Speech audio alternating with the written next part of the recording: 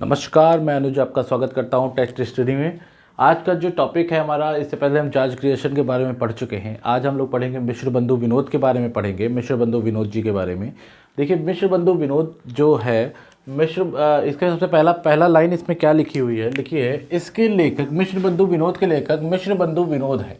मतलब कहने का मतलब ये है, जो मिश्र बंधु विनोद है उसके जो लेखक हैं वो मिश्र बंधु विनोद हैं। ये सगे तीन भाई थे जिनका नाम था गणेश बिहारी, श्याम बिहारी और सुखदेव बिहारी। ये तीन भाई थे। इन्होंने तीनों भाइयों ने मिलकर इस ग्रंथ को लिखा है, मिश्र बंधु विनोद को।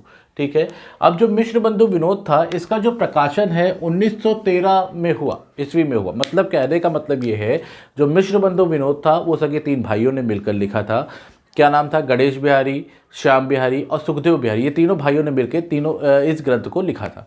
अब इस ग्रंथ का जो प्रकाशन हुआ है, इस ग्रंथ का प्रकाशन 1913 ईस्वी में हुआ है। इसको जो इस ग्रंथ है, इसमें कुल 4 खंड विभक्त किए। मतलब इस ग्रंथ को जो कुल 4 खंडों में क्या किया गया है, विभक्त किया गया है। और इस ग्रंथ का जो मतलब इस 4 खंडों में विभक्त किया गया है। और इस ग्रंथ का जो पहला जो है खंड था, उसको 1913 में प्रकाशित किया। मतलब इस ग्रंथ का जो पहला खंड था उसको 1913 में प्रकाशित किया गया है। लेकिन और जो बाकी के खंड हैं, उनको बाकी के जो 3 खंड बचे हुए, उनको 1934 में प्रकाशित किया। यही लिखा हुआ है, देखिए, जिसमें पहला खंड 1913 में प्रकाशित हुआ तथा शेष 3 खंड 1934 में प्रकाशित किए गए। मतलब कहने का मतलब ये है, मिश्र बंधु विनोद जो हिंदी साहित्य का ग्रंथ था, इसको 1913 में प्रकाशित किया गया। इसको जो ये ग्रंथ था, इसको कुल 4 खंडों में बांटा गया। और इसका जो पहला खंड था 1913 में पहले खंड को प्रकाशित कर दिया गया था। देखिए, जो बाकी के 3 खंड बचे हुए थे, उनको 1934 में प्रकाशित किया गया। अगली बात करते हैं इसमें जो ये ग्रंथ था मिश्र बंधु विनोद, इसमें लगभग 5000 कवियों का वर्णन किया। मतलब लगभग 5000 कवि के बारे में इसमें बताया गया है। लेकिन एग्जैक्ट संख्या की बात हम कर लें तो 4591 कवियों के बारे में बताया गया है। अब बात कर लेते हैं इस ग्रंथ में हिंदी साहित्य को कुल 8 भागों में बांटा। मतलब अगर बात कर ले, पूछ ले, मिश्र बंधु विनोद में पूरे हिंदी साहित्य को कितने काल खंडों में बांटा गया है, तो कुल 8 काल खंडों में इसमें बांट दिया गया। एक बार फिर से पढ़ लेते हैं इसको। जो मिश्र बंधु विनोद है, मिश्र बंधु विनोद ग्रंथ के जो लेखक हैं मिश्र बंधु विनोद हैं। ये सगे 3 भाई थे, गणेश बिहारी, श्याम बिहारी और सुखदेव बिहारी थे। ठीक है। इस ग्रंथ का प्रकाशन 1913 में किया गया।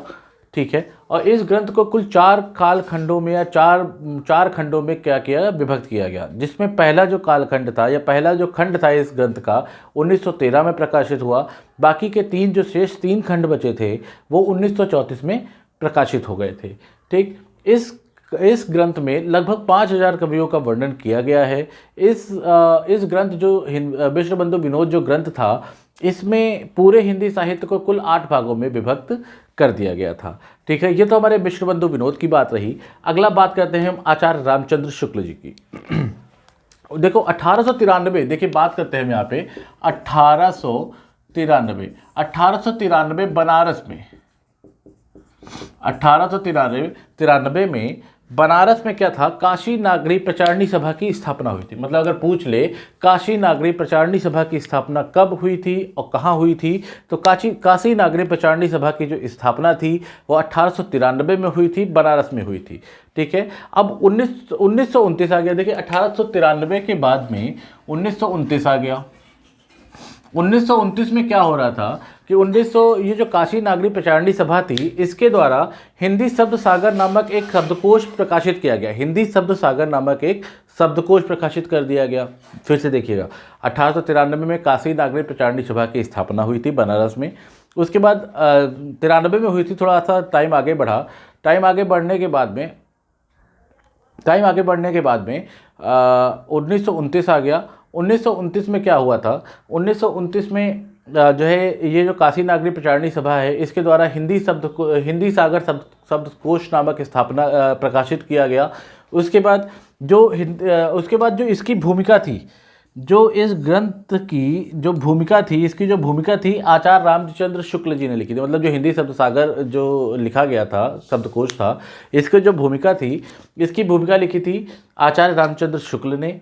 हिंदी साहित्य का विकास के नाम से लिखी। मतलब समझ कहने का मतलब सीधा सीधा ये है, जो इसकी जो भूमिका लिखी गई थी वो हिंदी साहित्य के विकास के नाम से लिखी गई थी। उस लिखा किसने था? आचार्य रामचंद्र शुक्ल जी ने लिखा था। ठीक है, फिर उसी 1940 आया, 29 से 1940 आ गया। फिर जो भूमिका आचार्य रामचंद्र शुक्ल जी ने लिखी थी उसको एक स्वतंत्र पुस्तक के रूप में हिंदी साहित्य का इतिहास के नाम से प्रकाशित कर दिया। मतलब जो कहने का मतलब सीधा सीधा ये है, जो आचार्य रामचंद्र शुक्ल जी ने हिंदी साहित्य के विकास के नाम से जो भूमिका लिखी थी उस 1929 में जो शब्दकोश प्रकाशित हुआ था, उसकी जो भूमिका थी हिंदी साहित्य के विकास के नाम से जो आचार्य रामचंद्र शुक्ल जी ने लिखी थी, उसको 1940 में एक स्वतंत्र पुस्तक के रूप में प्रकाशित कर दिया गया, जो कि हिंदी साहित्य के इतिहास के नाम से प्रकाशित किया गया था। ठीक है, अब बात करते हैं जो कुल 900 वर्षों का हमारा पूरा इतिहास था, उसको आचार्य रामचंद्र शुक्ल जी ने कुल 4 खंडों में विभाजित किया। आचार्य रामचंद्र शुक्ल जी ने 4 खंडों में विभाजित कर दिया, विभक्त कर दिया। ठीक है, और जो हमारा आधुनिक काल था, आधुनिक काल को छोटे छोटे कालों में के रूप में विभक्त किया था आचार्य रामचंद्र शुक्ल जी। फिर से एक बार देख लेते हैं। 1893 ईस्वी में काशी नागरी प्रचारणी सभा की स्थापना बनारस में हुई थी। फिर 1929 आ गया। इस सभा द्वारा, काशी नागरी प्रचारणी सभा द्वारा हिंदी शब्दकोश, हिंदी शब्द सागर नामक शब्दकोश की स्थापना का प्रकाशित किया गया।